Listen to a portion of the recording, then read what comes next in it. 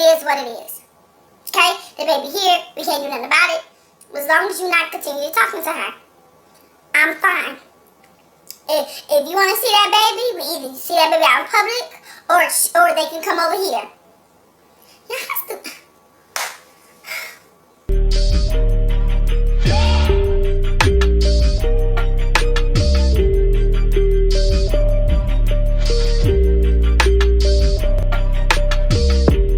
What's up, everybody? Welcome back to my channel. I am Forever Patra Denise, produced by Zenny Production. This here is my sweet tea. Just because it's tea does not mean it's gossip. Hey, y'all, let's get right into it. All right. If you have not seen part 1, or should I say episode 1 of my baby mama story, go right now and watch it, because you may be a bit confused with me starting at episode 2. The link is also in my description. You just want to click that so that you can watch the first episode and then go straight into the second episode. So let's just get right into it. So I ended off that my baby was in the NICU. My son was drinking the amniotic fluid. It had it in his lungs. We don't know how that happened, but that caused him to have asthma in the long run. He was in the NICU for about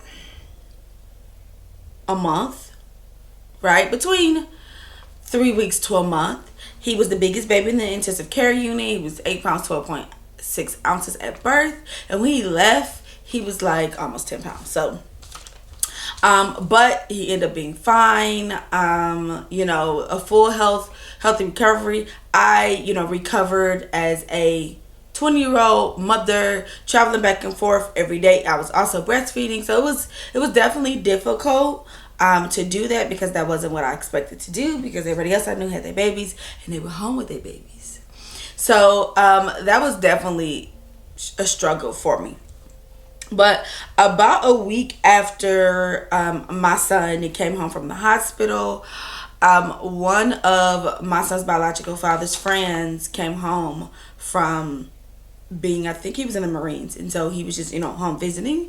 And I'm guessing not my, which actually is my son's godfather. So he came home to visit because, he was on a break from being in the military. And they ended up going out in either Grand Rapids or Kalamazoo. I can't remember exactly the city, but they get pulled over. The police run his information and he has a warrant, so he goes to jail.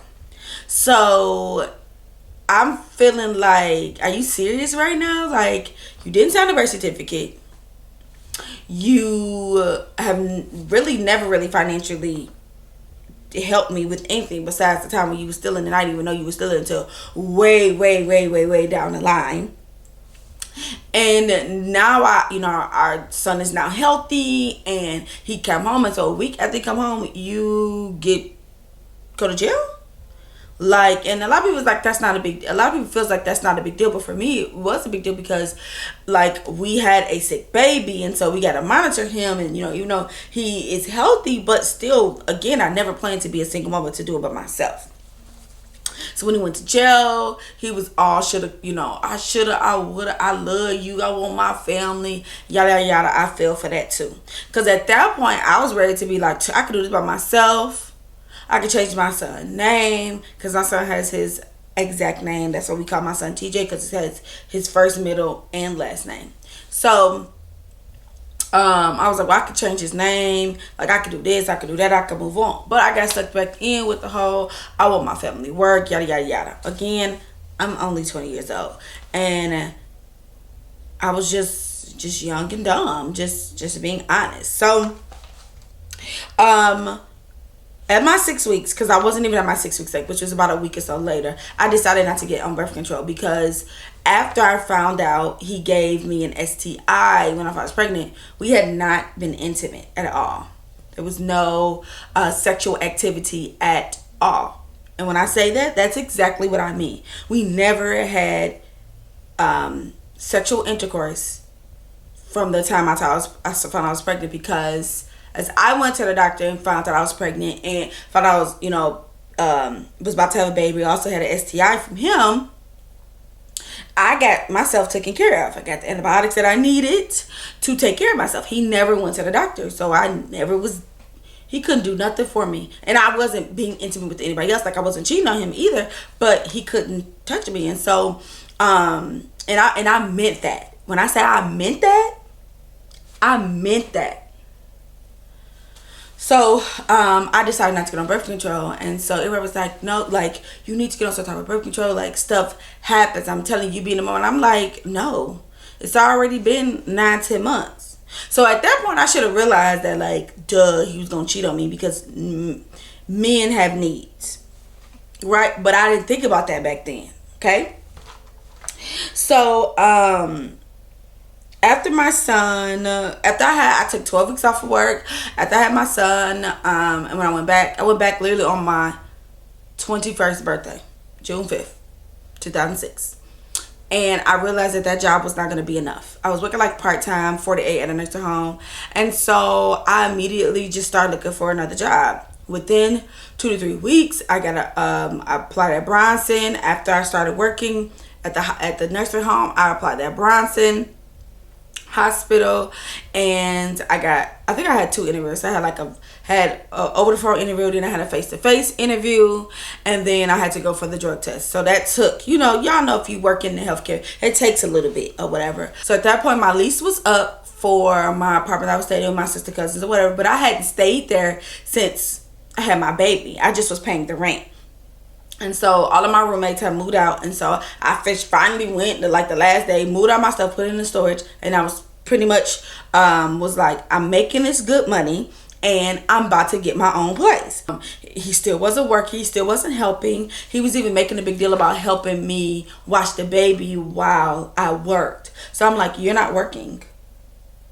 And so I'm like, okay, well, if you do want to work, okay, well, on my off days, which wasn't the weekends, I worked most weekends, go out and, find a job. Or since I was working at the nursing home during the day. So before I would go to work, go find a job. He never did that. Never did that. So that's why I never put myself in daycare. Like, you got to contribute some way, somehow. So I literally started working at Bronson like the 20th of August. Like I said, you have to go through the process or whatever. September 1st to November 1st, I start grinding. When I say from after my first day working at Bronson, I was working 12 hours a day. And if I wasn't working 12 hours a day, on my off days, I was picking up 6 to 8 hours. Because I need to stack my money, get myself together. I didn't, when I moved into student housing or where the college kids lived at, it came furnished. So when I moved to my house, I need to make sure I had everything I needed. Not clothes, but furniture, everything. So I was going to prepare that. Now, I literally was house hopping with my baby. I literally was. And that's not nothing I tell people about, but I'm definitely proud of. And I know you were like, why would you be proud of house hopping? Because thank God I had the opportunity to, just stack my money for those 2 months. So I wasn't splurging. I wasn't buying nothing because I told y'all I bought my baby stuff all the way up until like 2T. Literally, I had shoes, everything from the time when I was pregnant all the way up until like 2T, 3T. So I was doing my thing. November, I found a place, moved in, paid my first month's rent and deposit, and I ain't had no bed, no nothing. I'm sleeping on the flizzo, okay? But I was so excited because it was mine. It was my first apartment on my own, on McCourty Street in Kalamazoo.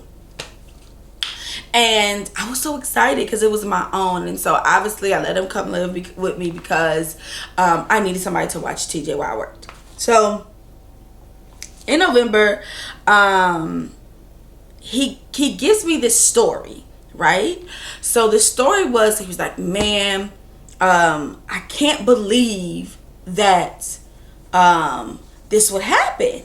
Like, this is the story he's giving me. And I was like, what happened? Now again, I'm not gonna say we had friends, but he had, like, I was cool with his friends. He wasn't really cool with my friends. My friends didn't like him. But I was cool with his friends and their girlfriends or whatever. He was like, so the way he made it, he was like, what would you do if you found out I had a baby on the side? And I was just like, are you serious?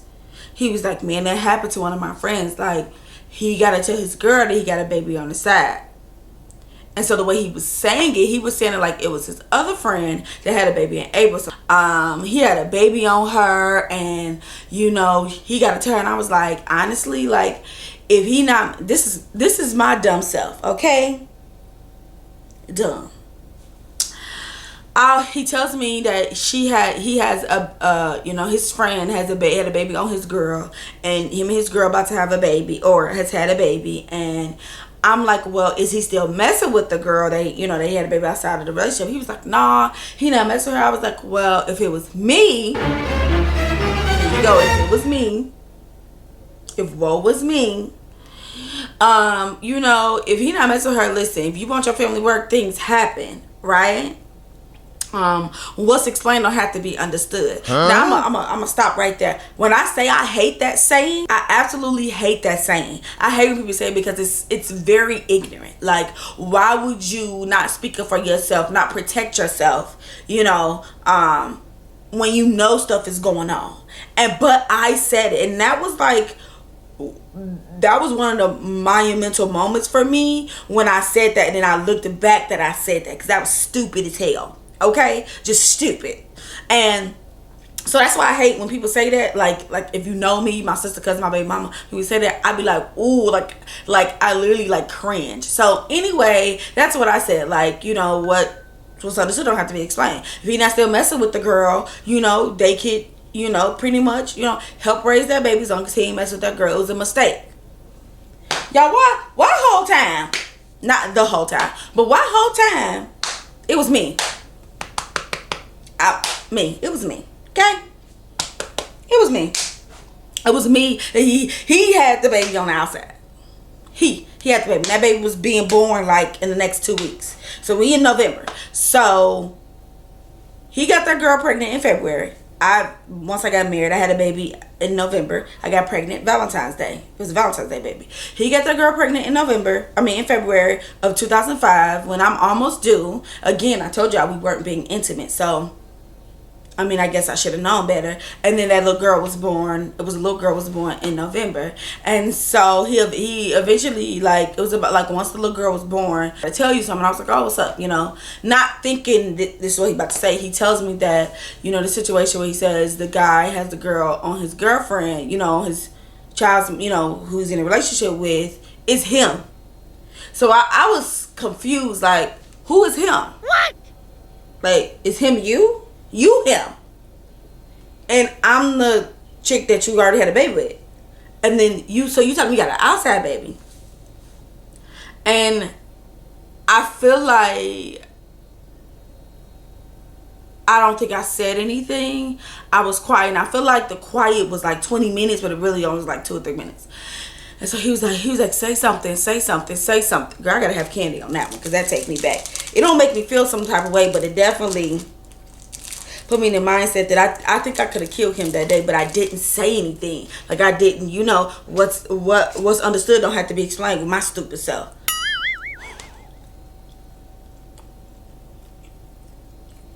Just dumb. Anyway, so it only gets stupider. I say, you know what? Like I said before, if you're not still messing with her, we can help her raise that baby. Oh no. It is what it is. Okay? The baby here, we can't do nothing about it. As long as you not continue to talking to her, I'm fine. If you want to see that baby, we either see that baby out in public, or they can come over here. Y'all stupid. Wow.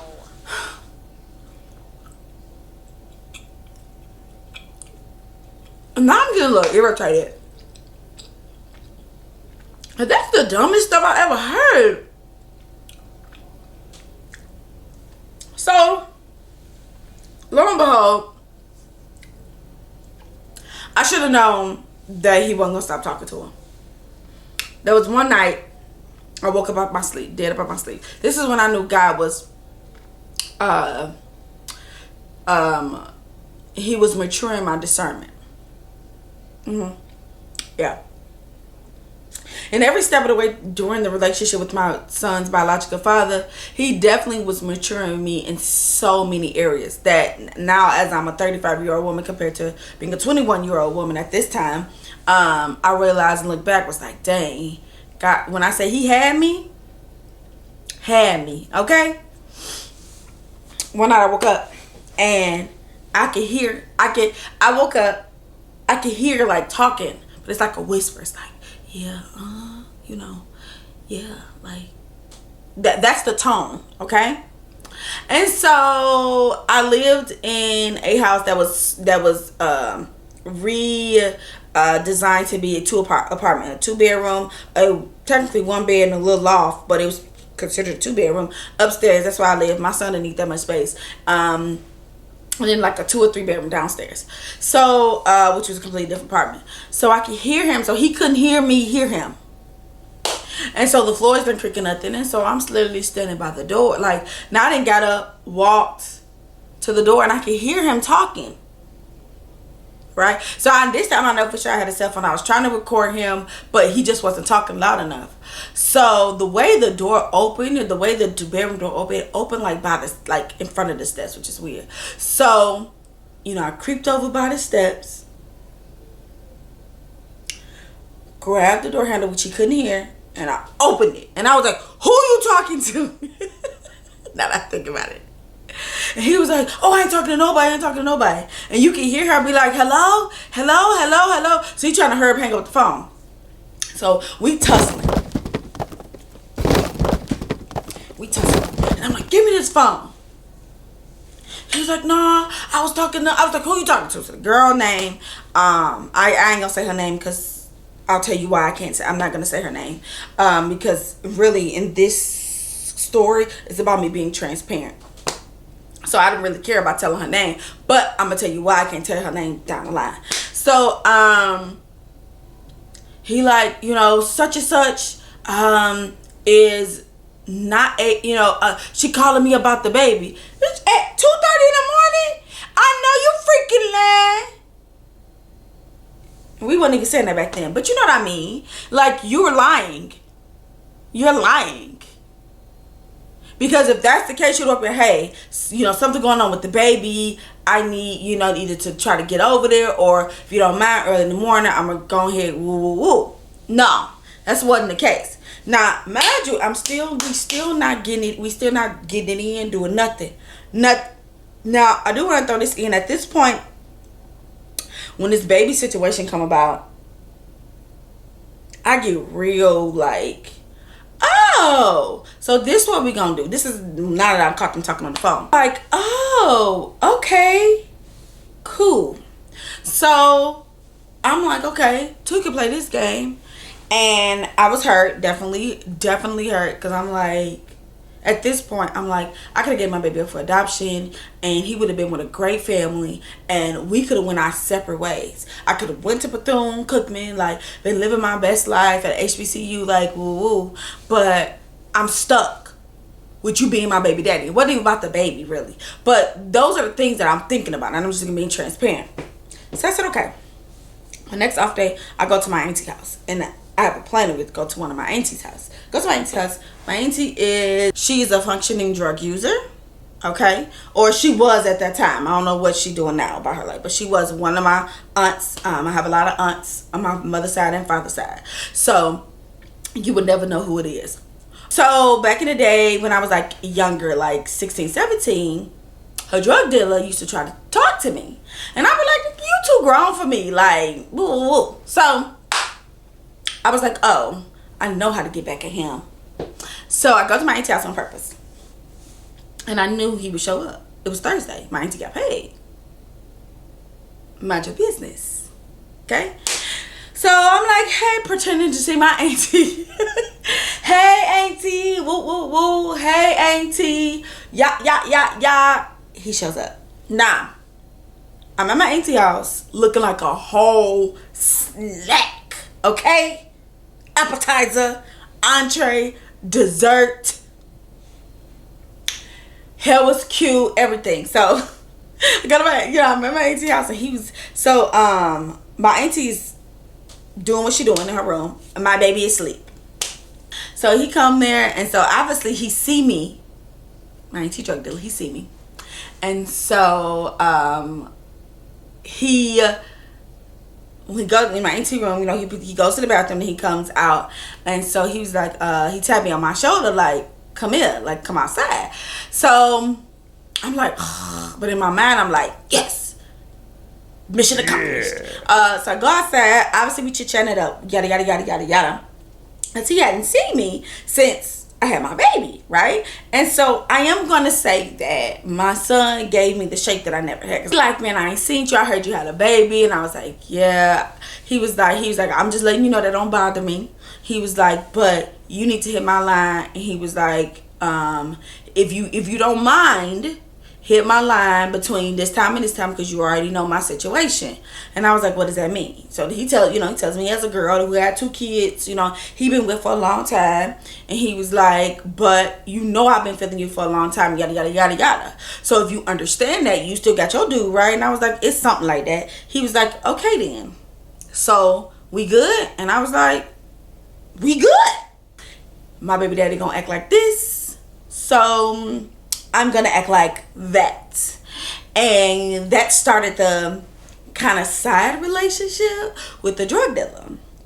So now I gotta go back to my auntie house because he got my number, I got his number. What's understood don't have to be explained, and it is what it is. Now, me and the dope boy, the drug dealer, started talking on a regular basis. So I knew his baby mama went to work. I knew her schedule, what time. So, and all that. And so, but you know, I was working. So on my lunch breaks, he would come to my job. It's terrible. He'd go to my job. We would have lunch and everything. His kids were a little bit older, so they weren't older, but they was like kindergarten, first grade, something like that. So they were in school, right? So he, you know, come to my job, eat lunch. So like, I feel like I'm living my best life, right? So I understood. I knew on the weekends that, you know, we didn't really talk. And I was cool with that. During the day, we talked all day from like 10 minutes after she would leave for work, like 10 minutes after she leave to go to work until about 15, 20 minutes before she came home. And then unless he like ran an errand, he was out, then he, you know, whatever. Like, I really felt like I was getting back at my baby daddy. Now, I was to an extent. So my grandfather's health is declining. And at this point, my grandfather only has 1 child, which is my mother. And then my mother only has 2 kids. And so we have a very close relationship with our grandfather. And so, you know, now I have a child. And so he has never met that child. And so obviously I felt some type of way. My grandfather was a big part of me growing up. So, you know, I definitely wanted to make sure I saw him before anything happened. So he sends for us to come. So he has my mother send for us to come because I need to go see him. And Chicago and Kalamazoo is not that far from each other. So we catch the Greyhound. It is January 2007. And we catch the Greyhound. So it's me, TJ, and then it's my son's biological father. We were planning to stay 3 or 4 days. But for whatever reason, he says, oh, I need to go home tomorrow, which is the next day.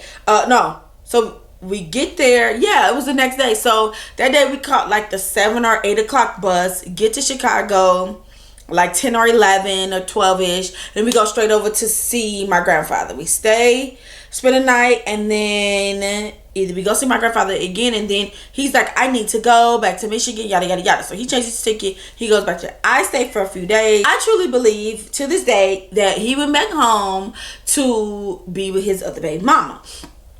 But I couldn't prove it. I'm just going to be honest with you. So, I'm going to stop episode 2 right here. And I'm going to try to comment down below if you would stay with your, you know, significant other if they had a baby on you. And this is, guys, if it's a boy or girl. This is about making sure I don't want nobody else to go through what I went through. And that's on period. Okay, and so this is about just telling my story. This is a very vulnerable place for me because the only people that really know my story, because I don't even think a lot of my baby mama, my sister cousins, my best friend, which is also my kid's godfather, my line sister, even know some of the stuff like that, you know, I went through as being a baby mama. So this is telling my story to everybody. The only person that knows all this stuff is my husband, because I ran through my list of things before I said the story, because I want to make sure that he knew, because that's literally my heartbeat right there. He knew everything. There was nothing he gonna be like, oh, I'm surprised about, because we don't do that over here. So I'm definitely being vulnerable, but once I decided to do social media full time as a job, you got to make sure that people. I don't never want to put a persona that this is always peachy keen, because it's not. How I got to where I am now has a lot to do with being a baby mama. Y'all, I'm Forever Patra Denise, and y'all be sweet.